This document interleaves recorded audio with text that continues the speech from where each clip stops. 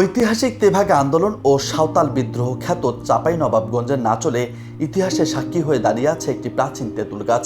কেউ বলে 700 বছর, আবার কেউ বলে প্রায় 800 বছর বয়স এই তেঁতুল গাছের।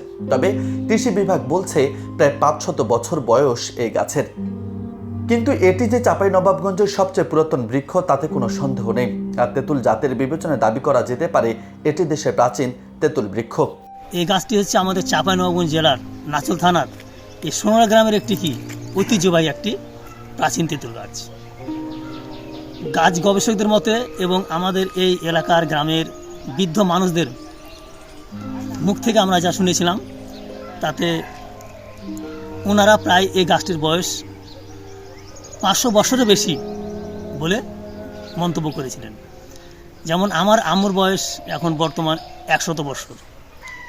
আমার আম্মু বলেছেন যে আমার বাবার কাছ থেকেও এই গাছটি এইরকমই দেখছিলাম, অর্থাৎ তার বাবার কাছ থেকেও শুনেছিলেন এইভাবে বলে এই গাছটা এরকমই দেখেছিলেন, অর্থাৎ প্রায় গাছটি বংশ পরম্পরায় প্রায় আমাদের 4 পিঁড়ি চলছে।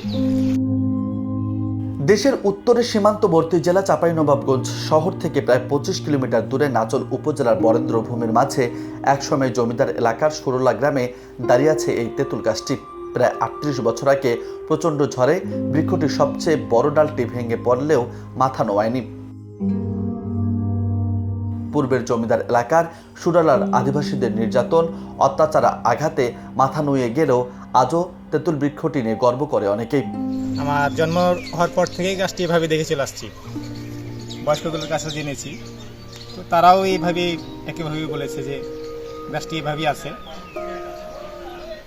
গাছটির বয়স প্রায় 500 আনুমানিক ধরছে। তো গাছটি বর্তমানে বিলুপ্তির পথে।